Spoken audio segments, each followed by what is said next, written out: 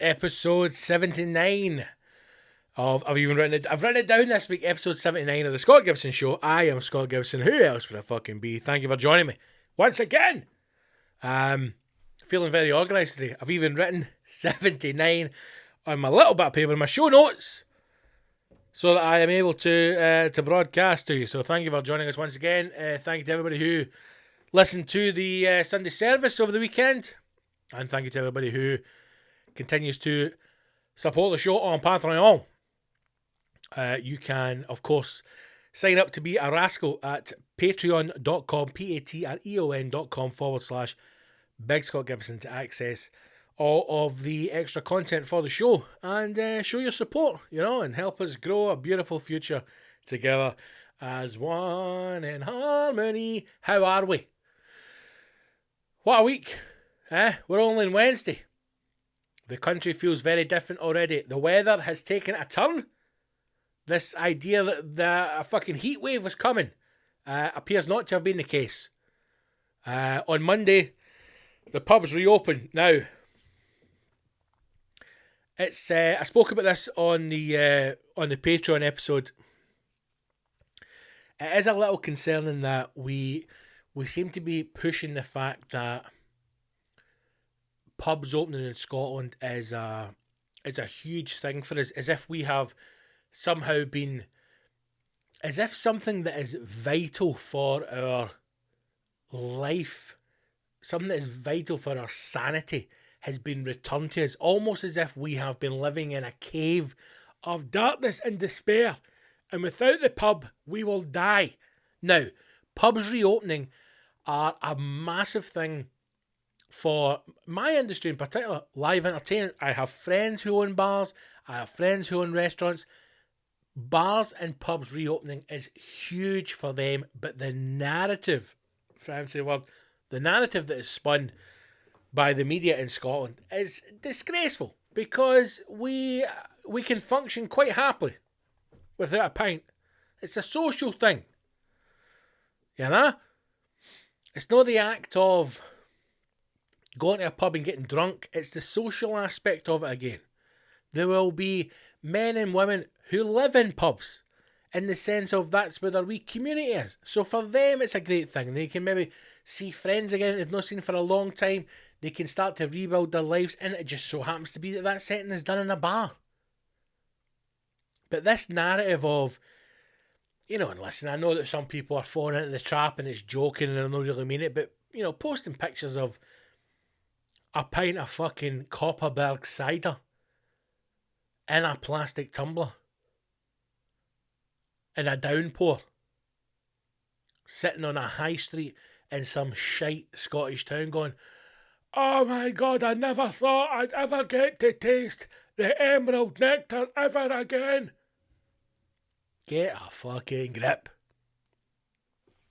Listen, as much as the next man, I'm glad that bars are reopened. I am glad that cafes are reopened. I am glad that restaurants are reopening. I do, however, look forward to the day when I can relive a normal Sunday, in the sense of I get up, I have a spot of breakfast, a cup of coffee possibly, a cafe, take the dog for a long walk, and then whenever I feel like it, whenever my heart desires, stop for a coffee, stop for some brunch, my brunch, going for a pint somewhere. I look forward to when we get back to that position and I don't have to hello, yes, I would like to come in for a rolling sausage and a can of Coca-Cola. When can I do that? 3 weeks on Tuesday at 7:30 a.m. Okay, please book me in for that time, thank you.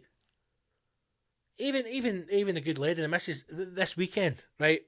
Saturday, I believe. We're going to go out somewhere and have some brunch. We've not been out for, what, the rest of you? 6 months? 8 months? Who knows how long? We've not been out since the last time. Hell put to eat out. I was eating out all sorts. I was eating out anybody and everybody. I was eating them all out. You want to eat out? I'll eat you out. To help rescue the fucking planet. Turns out that we were all naughty. And we shouldn't have been doing that. Because we get fucking snibbed for another 6 months. But whenever that was, that's when we done it. But even now we're having to phone round places and book in. What is this big thing about? Is this the way it's going to go? Are we constantly going to have to be like booked in?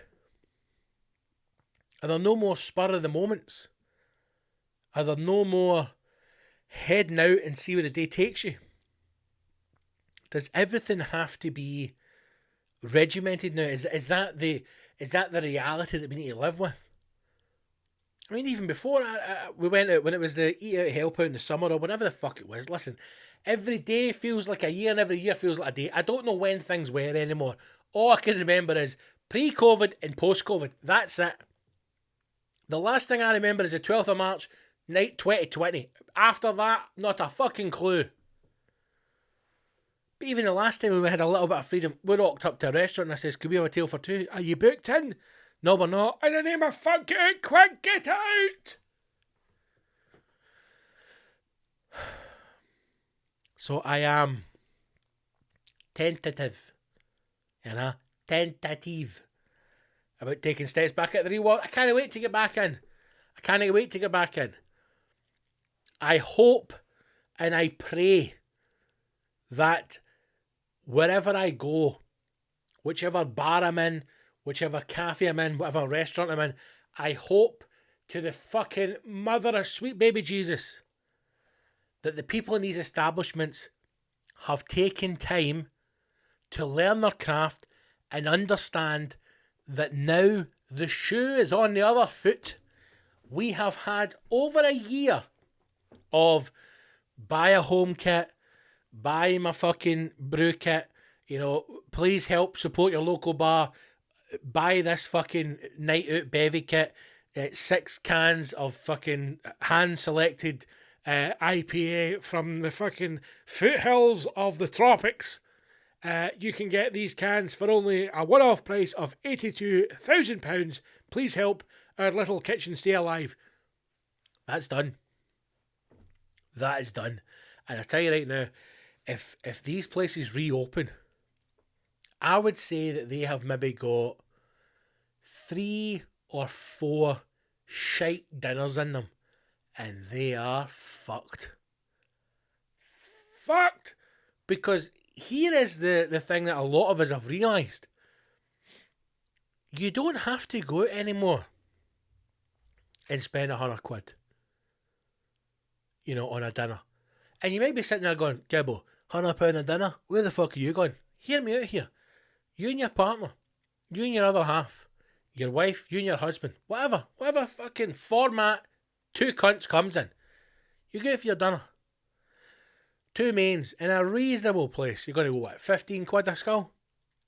So there's £30, right? Let's say you don't get a star. Let's say you get a pudding, right? Let's say it's a cheapo, it's a £5. So we're now £40 on dinner, right? You've had a taxi, into town and home. Rough case, what? 15, £20 in a taxi, there and back. So we're now at £60. You've not had a fucking drink. A drink hasn't touched your lips.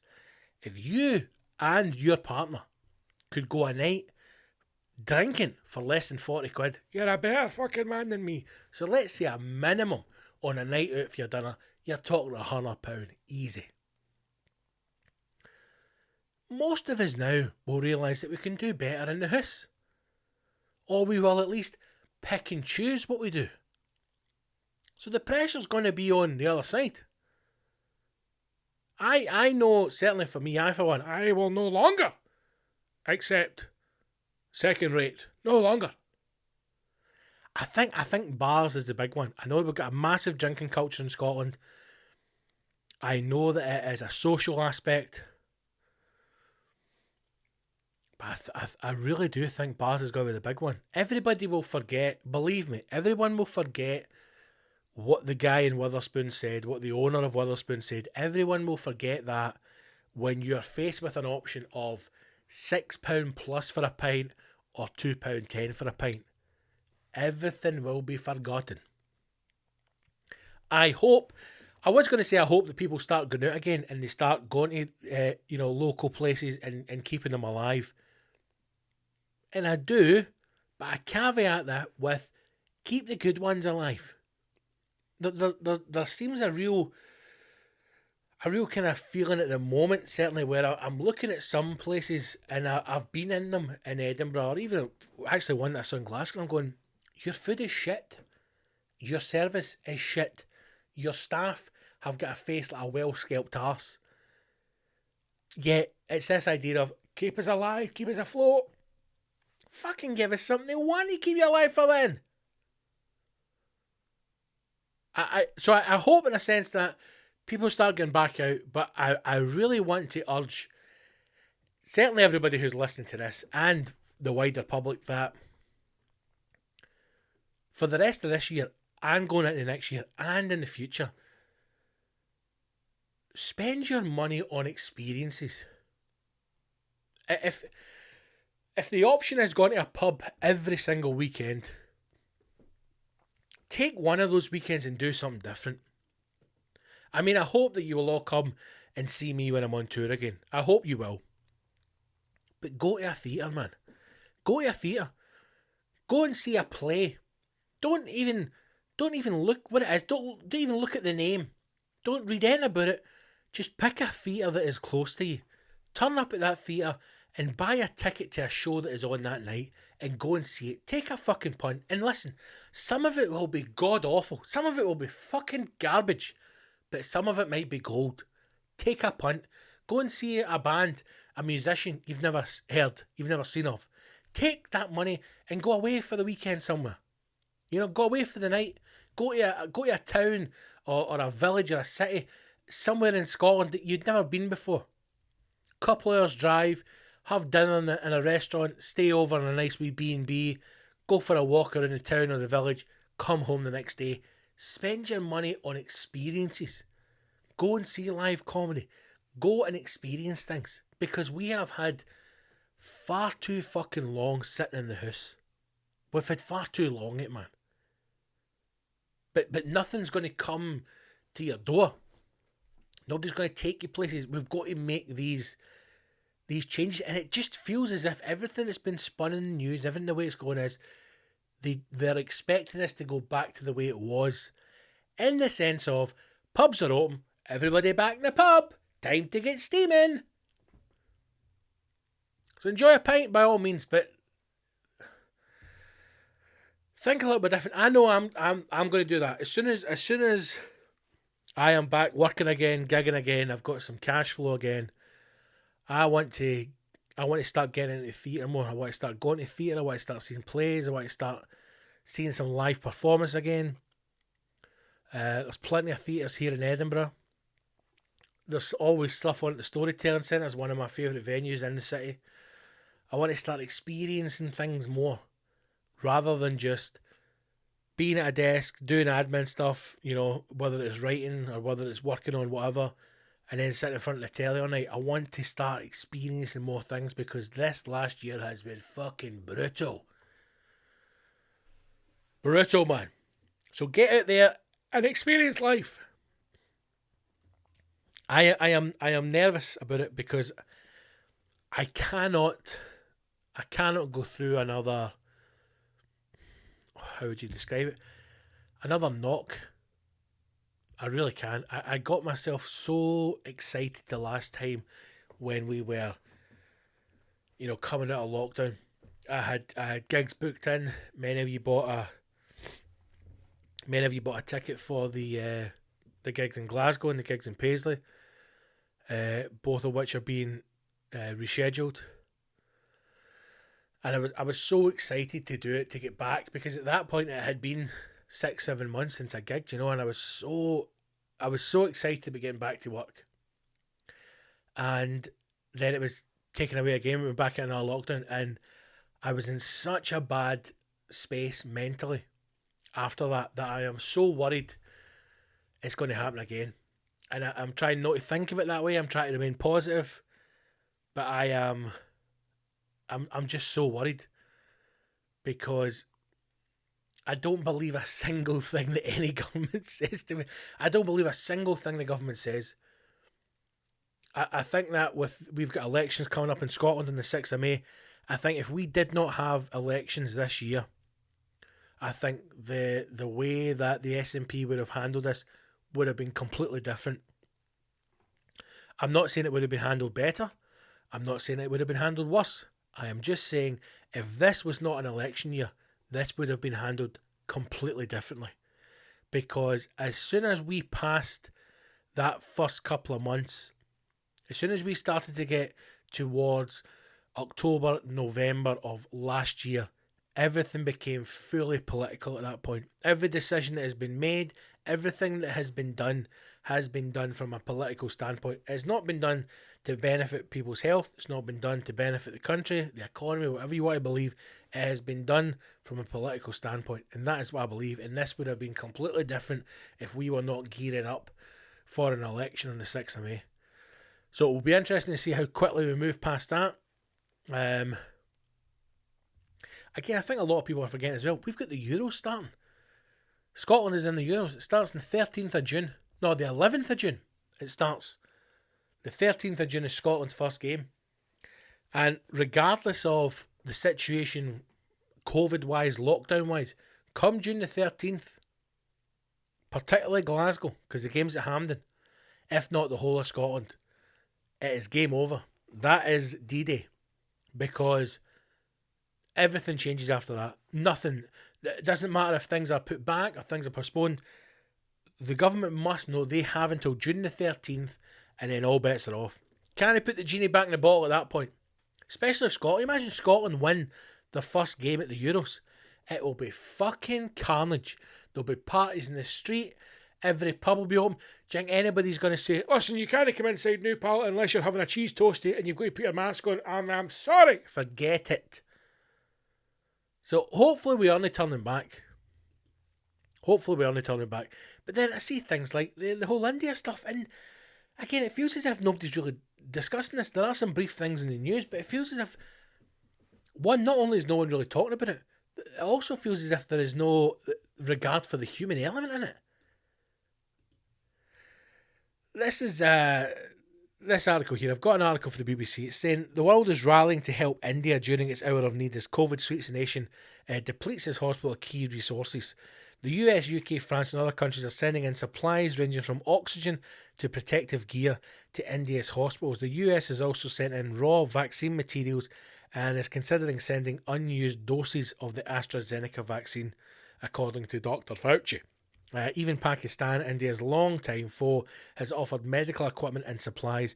Pakistan's Prime Minister wished India a speedy recovery in a tweet.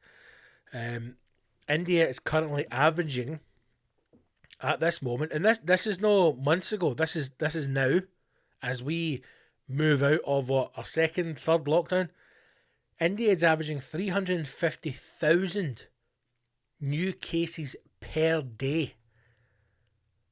So even at our worst point, even at our peak, not only were we nowhere near that number, that even at the point when the UK's COVID was at its worst, we were nowhere near that. 350,000 new cases a day. The most of any country throughout the length of this pandemic. India, seemingly unprepared for the second wave, is faced with a shortage of medical supplies nationwide. India's capital, Delhi, has reported patients dying from a lack of oxygen. Now, I certainly did see that not only are they running out of beds, that they are running out of oxygen and vital medical supplies. It's worrying that we certainly never, I don't think we ever got to a point where the pandemic in this country was as bad as people thought it was going to get. There was a definite fear at the start when things started to really pick up, around about April or May, when we were locked in and you were given the 1 hour exercise. There was a real feeling of unease that, what if there's going to be like a zombie apocalypse? Or what if there is people dying left, right and centre, you're having to build mass graves? It never ever got to that point. Thankfully, it never got to that point. But this could be a reality in India. This could be a reality in India. 350,000 plus cases a day. Even if you have 1% of that are confirmed or that die from COVID, that is an alarming daily death toll. An alarming daily death toll. In a country that I imagine already has limited resources when it comes to healthcare. If you then have people dying in the street, again, this is when elements of culture and religion have to come into it.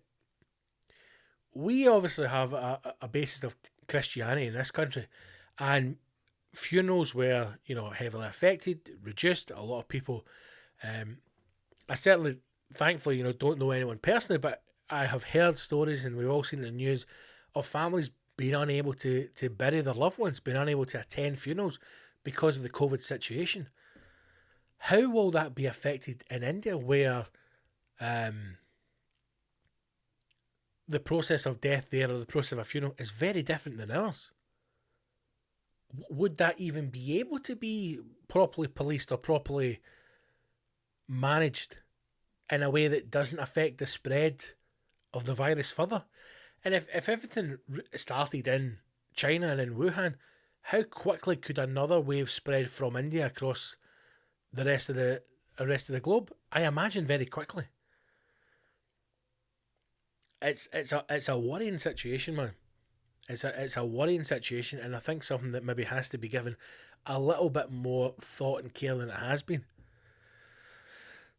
What did it say here? It says, this is from the BBC. What are we sending? Don't care. Delhi is extending its lockdown for a second week. Indian Prime Minister urges people to exercise caution and get vaccinated.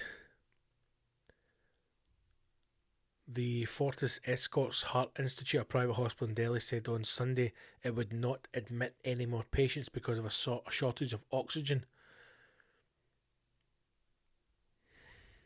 Unbelievable, man. It says Indian hospitals here. At breaking point. It's worrying. It really is worrying, and I suppose it's just another thing. It's worrying all the time. It's just worrying all the time, isn't it, Gibbo? It's worrying all the time. If it's no this, it's that. If it's no that, it's this. I just want to get back to gigging, man. That's it. I never realised how much I miss gigging. It is therapy for me. I've came to realise that and accept it. It is a form of therapy for me. It really is. Because there is things that have happened, the last year during lockdown, that I know I would have spoken about on stage. I know I would have worked things through on stage. And I would have did them in, a jokey way. I would have did them in a story, and I would have made fun of it. But it would have been a way for me to, get things off my chest or say things out loud. I've never been a performer who needs the stage. Like, I never need... How do I describe this? I've never needed the love of strangers, is probably the easy way to say it. Sadly, I know a fair few performers who just have to be on stage to be loved, to feel an audience. They tend to be the same ones who stand at the door and shake people's hands when they go out, or as soon as they come off stage, burst through the curtain, run through the back and try and get into the main room so that when people walk past they can be seen, right? That has never been me, never will be me. I feel quite sorry for people who need that kind of, that affection, if you like. I am of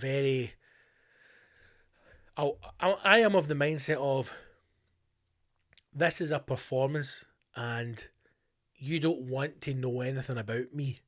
That might not be the case. And listen, I say these things a couple of times. I still, if I see people after a show, I'm more than happy to speak to you, more than happy to talk to you, and everything's fine. But I would certainly never put myself in a position where I have to seek that out. I find it actually quite uncomfortable after a show because I never know what to say to people, because I just think that the show is over and this is the offstage me is not the stage. It's a completely different. It is detached.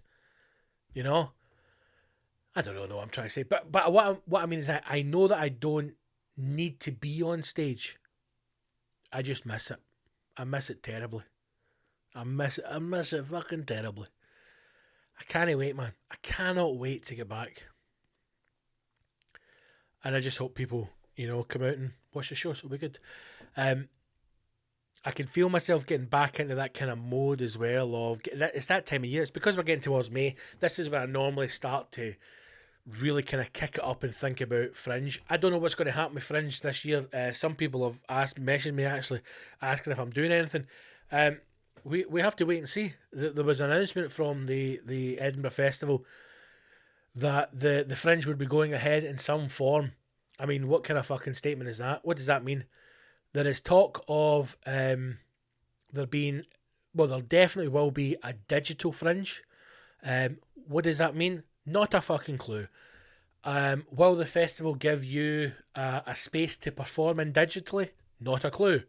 Will you have to perform from home and broadcast through the Fringe? Again, not a fucking clue. Nothing has been told. So at this point, I have no idea. I imagine some venues might be opening up in Edinburgh, but what you have to remember is the vast majority, and I would say probably 80 to maybe even 85% of all venues and all producers live in London. So although this is a Scottish festival, it's an English festival that's held in Scotland. So I don't know what venues will be open. I know there are some venues which might not even exist, i.e. the business might not even exist anymore. So I really don't know what's happening with the Fringe. I imagine the Edinburgh International Festival, which remember is completely different from the Fringe, will go ahead and they will have performance because they're the big boys that have got the millions and the handouts for the government and everything else. So everything that you saw in the paper where it was like the open air venues and whatnot, that is the Edinburgh International Festival. That's not the Fringe. So you'll be able to see Swan Lake or some fucker brought over from Russia at gunpoint to play the cello. You'll be able to see all that bullshit.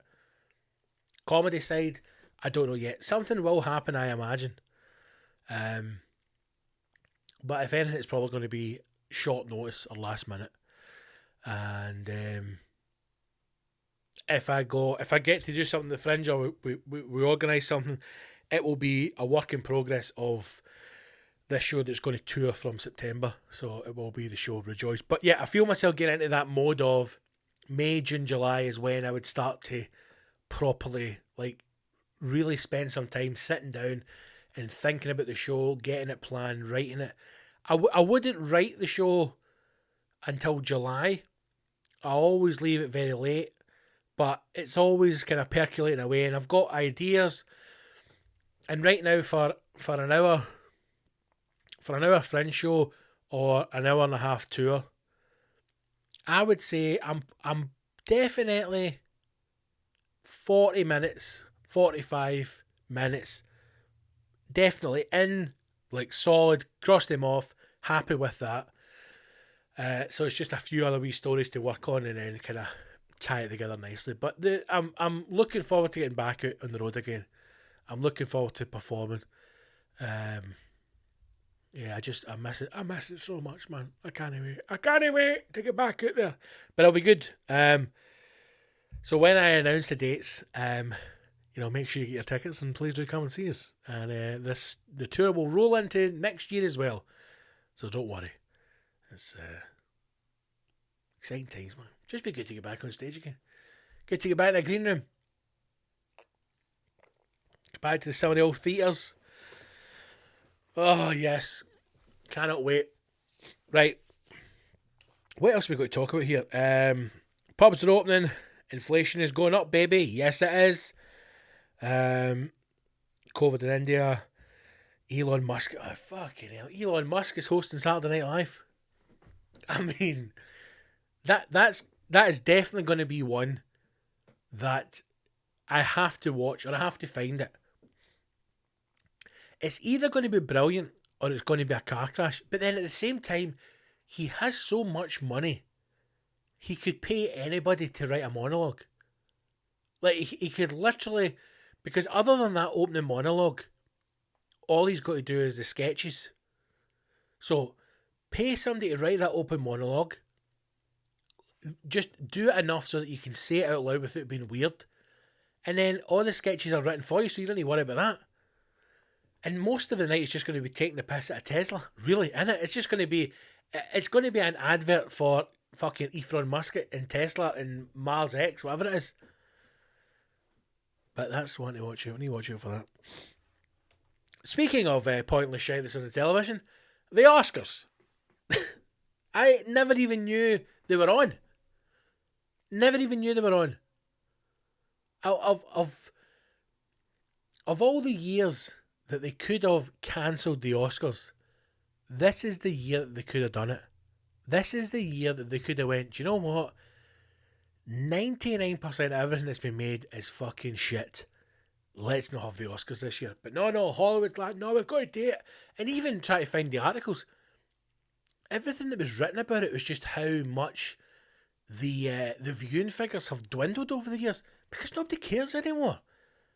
Does anybody really care about awards? Like, does anybody watch the Oscars or the BAFTAs or the Golden Globes and think, do you know what, they thoroughly deserved that? I will now watch this show, invest myself in that director because they won an Oscar. Nobody gives a fuck. It's all just, it's stuff for them. Awards don't matter. I've got fucking 2 awards in that cupboard. It gives a fuck. I got them. I won them. One of them I got money for. Very happy. The other one I got fuck all. Didn't even get a dinner. I took the awards and they get fucked in a wardrobe. Who cares? I knew I was brilliant before I got the award. Makes no difference. Guess what? I'm still fucking brilliant now. Don't need an award to deal with that. Even the films that were nominated, man. Fucking hell. No Man Land won Best Picture. And I've got to say, we watched the trailer for it the other night, and we never even made it to the end of the 2-minute trailer, so that kind of sums up the movie. What a pile of fucking rock flagging eagle wank that is. It seems as if America churns out these movies every now and again. It seems to have, it goes, war movie, right? God bless America. Hoo-wee. A war movie. Then a movie about American greed and corruption. Then a movie about like opulence and how America's the greatest and you can be in you want to be and fucking become a millionaire and a billionaire and fuck this and put your dick in that and fuck. And then the next one in the chain probably will be like a buddy comedy, and then a romance, and then it'll be usually a World War II movie, because Americans love that when they think they won the fucking Second World War for everyone, when the fuckers just turned up at the end. America in the Second World War is like when you loosen a jar and then some fucker comes in and goes, done it, fuck off America. And No Man's Land, where the idea seems to be you don't need anything in life as long as you're American, because rock, flag and eagle, fuck me, what a country. There's a bit in it where she's talking to a lassie in a supermarket, and she says to her, my mum says, you're homeless. And she went, I'm not homeless, I've just not got a home. So you're homeless then? Am I missing something? Are you homeless? No, I'm not homeless. Where's your house? Oh, I've not got a house. So you're homeless? Well, not really, no, I live in a van. And somehow this has been spun out for 90 minutes. I don't know if it's COVID. I don't know if it's everyone's kind of idea of how to deal with stuff is to retreat and downsize and fucking bunker in, right? Like you're a guinea pig. I don't know if that's the way to go. But anytime you go into Instagram or any social media platform, and it's always people like, look at these cool pictures of this converted van we've got, and we're going to take a year off and drive around Europe and shit in a bucket, and life's pure amazing. Listen, I get it, right? I get it.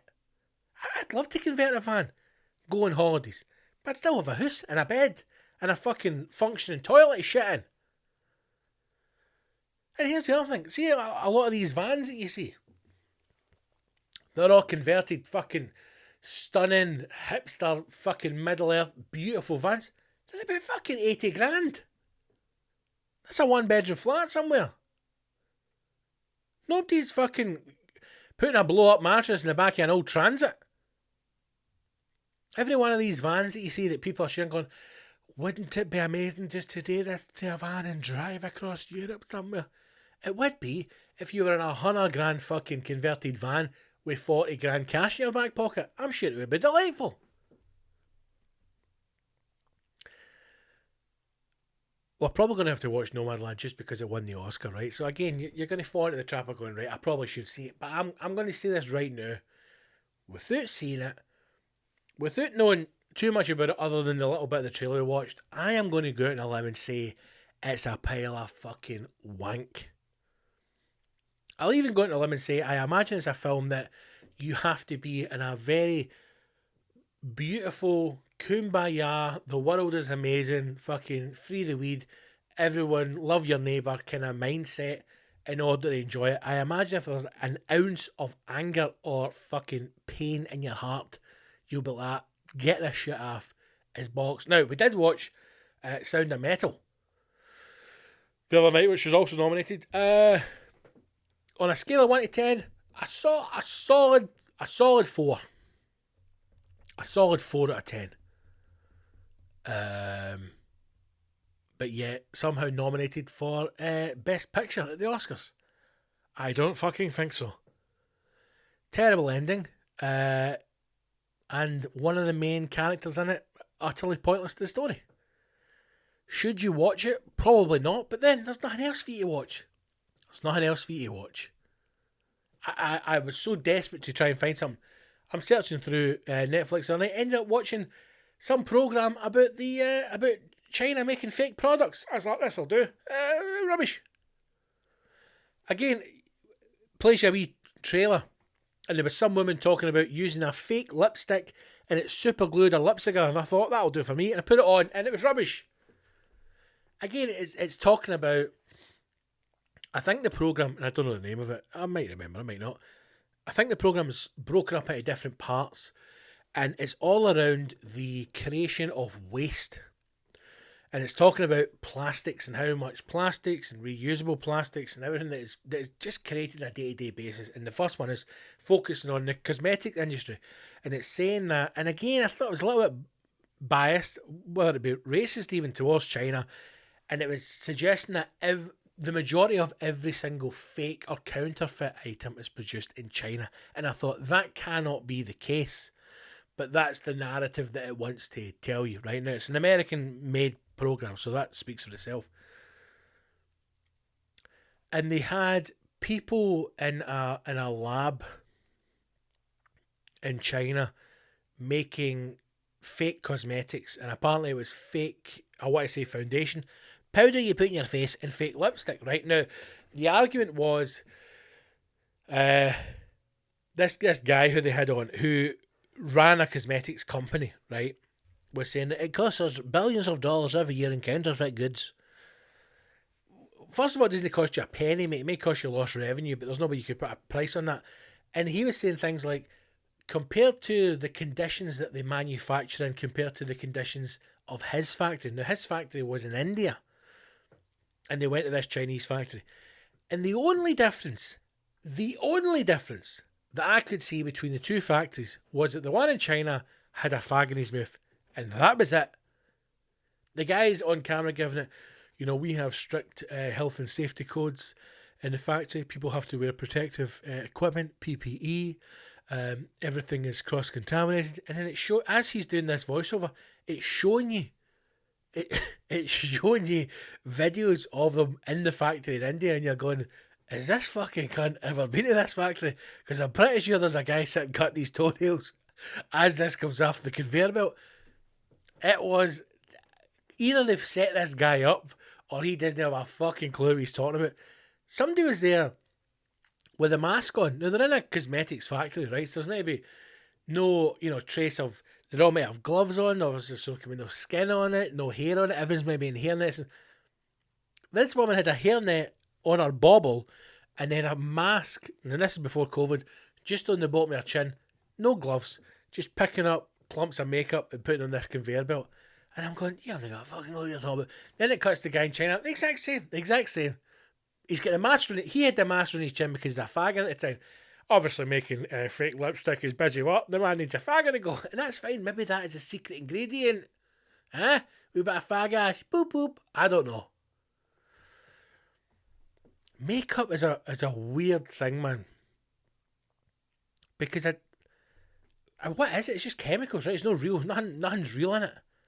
Even the ones where the missus use a company Charlotte Tilbury, right? Because I think that it's ethical, or they don't fucking use animals, or they I don't know what they do, right? Whatever they do, it's expensive. And there's only certain places you can get it. I was in Harvey Nicks once, right? Because I thought I could get it in there, because I mean that's as fucking fancy as you go. And it was a guy that served me, right? Now obviously it's an odd gentleman. He had a full face of makeup on. I don't have a problem with men wearing makeup at all. But I would say if you are a gentleman wearing makeup, maybe don't go for pantomime dame as a look to stay away from. Now listen, I'm a big fan of UK Drag Race, big fan. Prefer the American one, but who doesn't? I'm just saying, for working in the Mac counter at Harvey Nicks, possibly not pantomime dame would be the look I was going for. And I went in and I said, I'm looking for Charlotte Tilbury. And he said, we don't have that. Is it for yourself? And I went, what? Now, I thought he meant, is it for me as in am I buying it? And I said, yes, it's for me. And he went, we actually have a male-only range. And I went, no, I don't wear makeup. And he went, oh, have you not thought about it? And I went, no, because I'm naturally beautiful. I'm a beautiful, beautiful man. I don't have to cover my face in paint. Now, there is a man's range of makeup called War Paint. In fact, let me Google it right now, since we're at this is the joy of sitting at your computer as we do these things. War Paint makeup. Now, maybe I am told I should moisturise. I am of the opinion that anything my body needs, it will produce.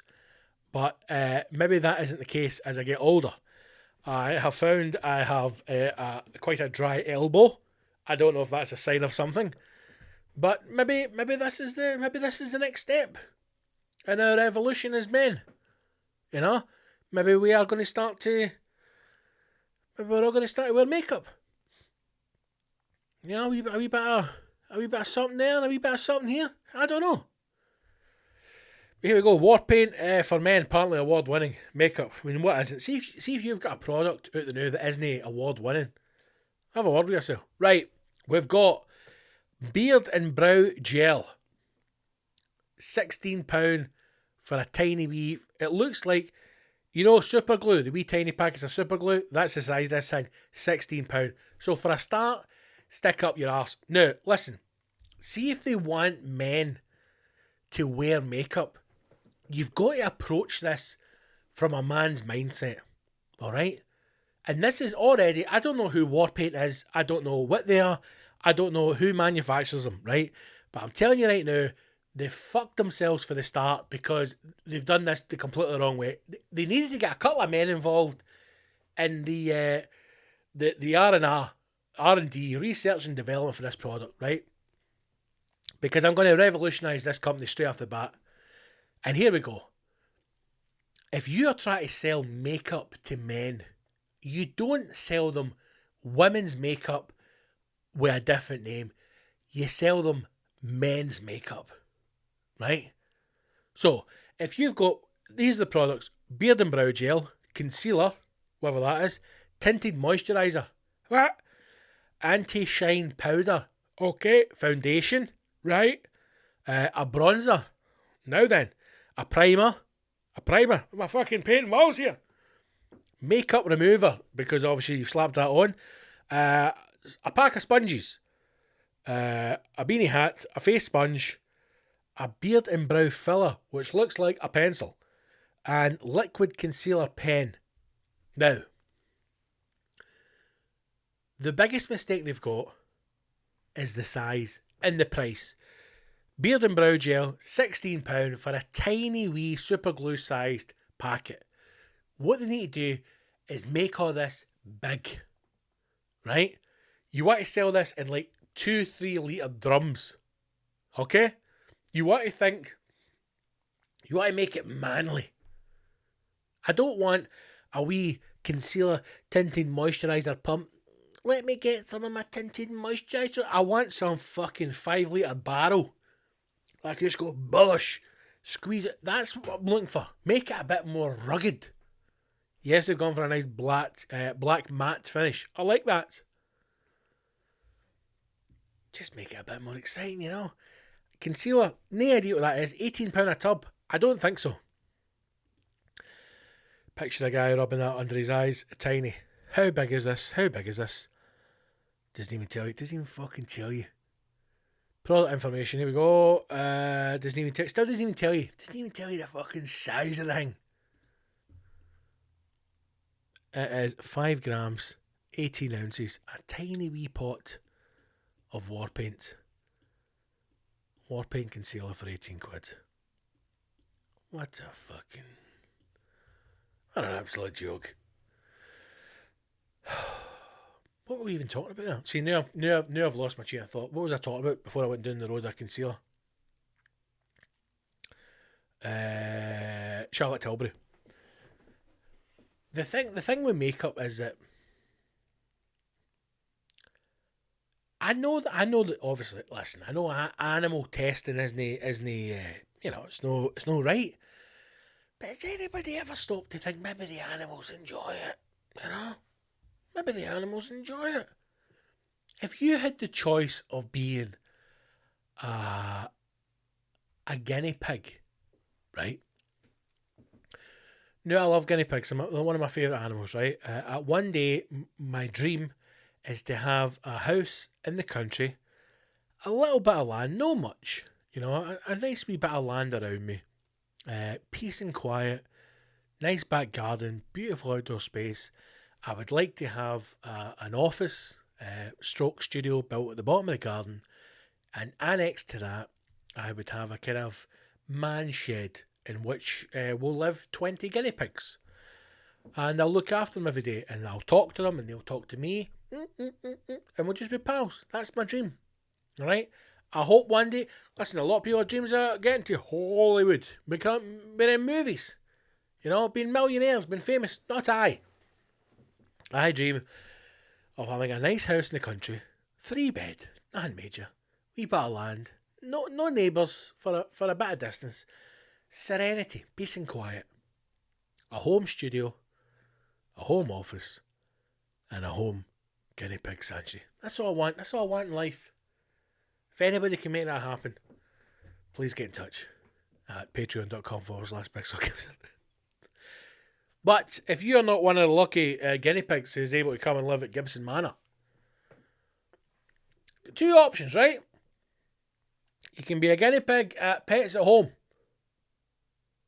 or you can be a guinea pig at Laboratoire Garnier. What one are you going to choose? You're going to choose Laboratoire Garnier. Would you rather be... I feel so sorry for those guinea pigs at Pets at Home. They are separated from the outdoor world by a 1/2-inch thick piece of perspex glass. No wonder the things are fucking terrified anytime you got to see them.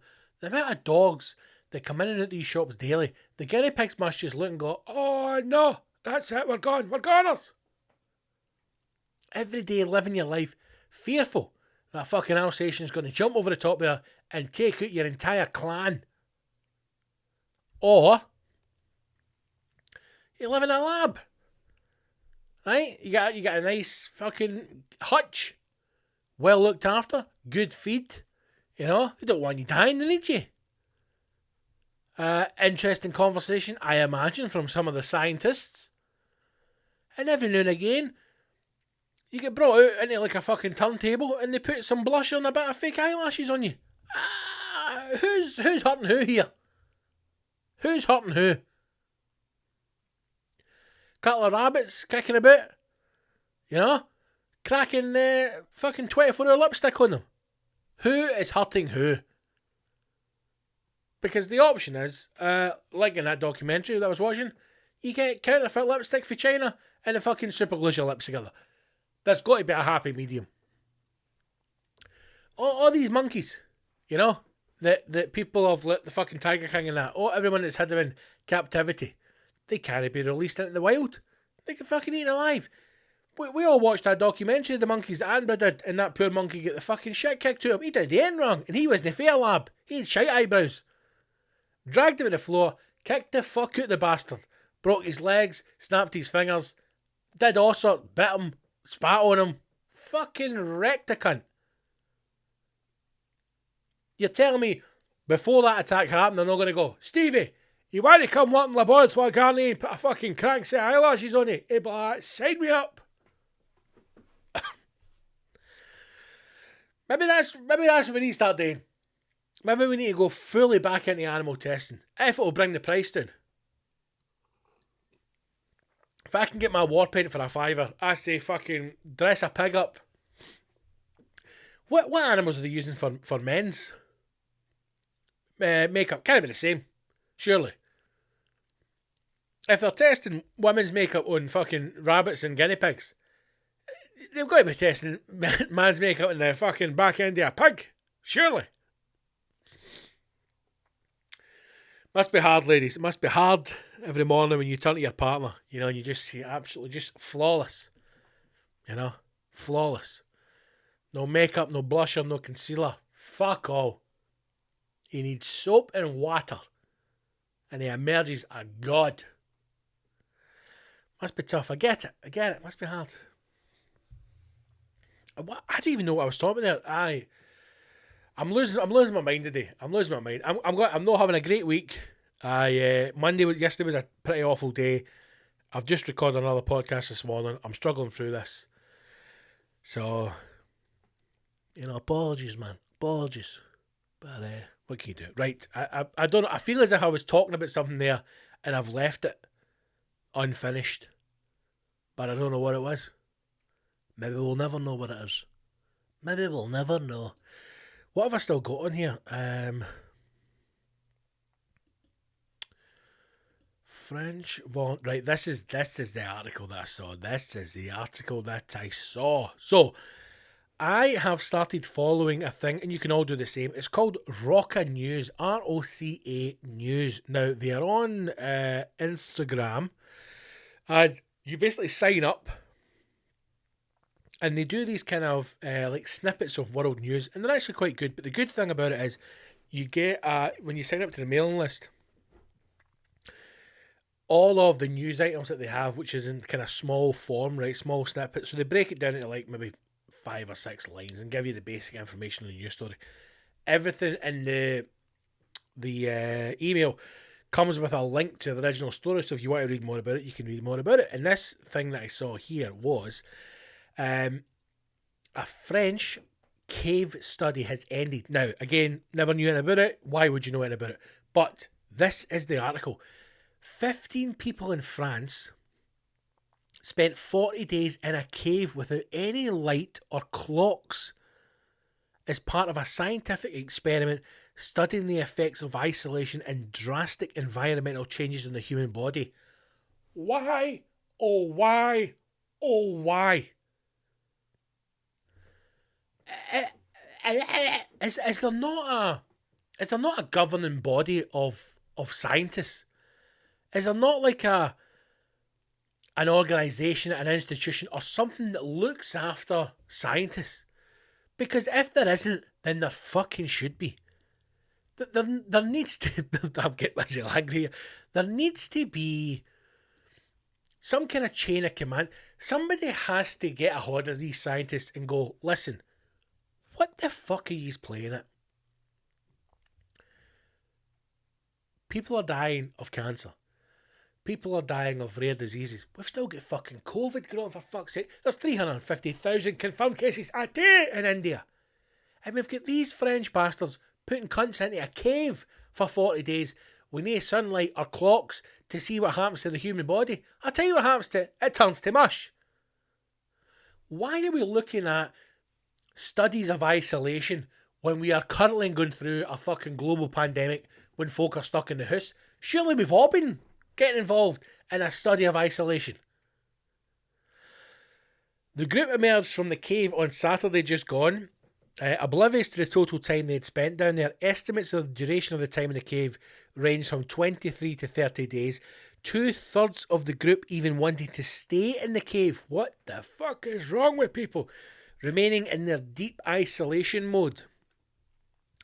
They measured the days by sleep cycles. The project was called Deep Time and cost a grand total of $1.5 million US. Why? Oh, why? Oh, why? What is this article? So here is the full article here. 15 people have emerged from a cave in southwest France 40 days after going underground. The group was removed. They have the absence of clocks, daylight and external communications to see how it would impact on their sense of time. I mean, it feels as if somebody's had this feels like a kind of a Glasgow City Council thing, where they've got to the end of the fiscal year, there's 1.5 million left sitting in the pot, and nobody's brother can go and do roadworks. So they went, right, what else we can do?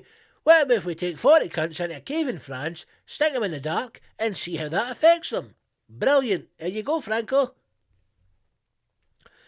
With big smiles on their pale faces, they left their voluntary isolation in the Lombrave cave to a round of applause and basked in the light while wearing special glasses to protect their eyes after so long in the dark. It was like pressing pause, said Marina Lacon, one of the 7 women to take part in the experiment. She did not feel any rush to do anything and wished she could have stayed in the cave a few days longer. Why?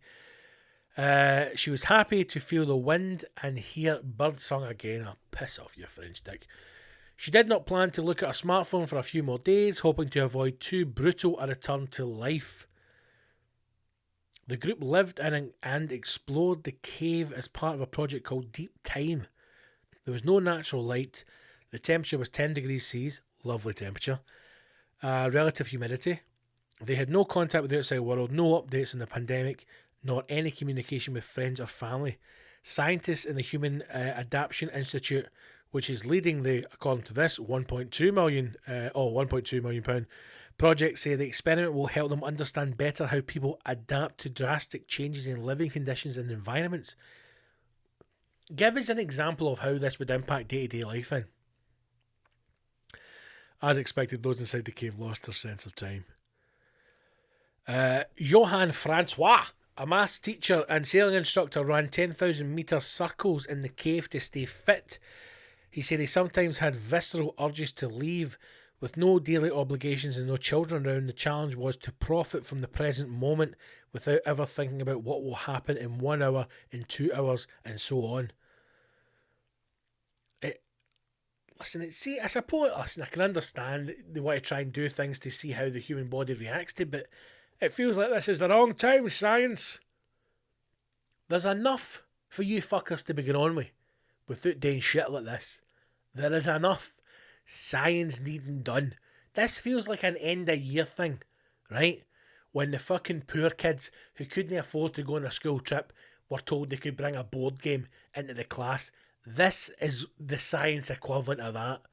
Let's stick 40 fuckers in a cave, in the dark, with fuck all to do, and see what happens. Turn up at day 40. They fucking killed each other. Oh no, Francois! This is the science equivalent of turning up at the last day of school with a board game. How can none of them say, is there any other science stuff we can be doing other than this? Well, quite possibly yes. But how else are we going to waste $1.5 million US? What is this here? It's interesting to observe how this group synchronises himself.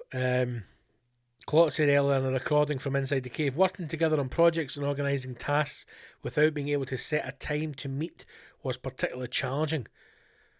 2/3 of the participants expressed a desire to remain. We've seen that.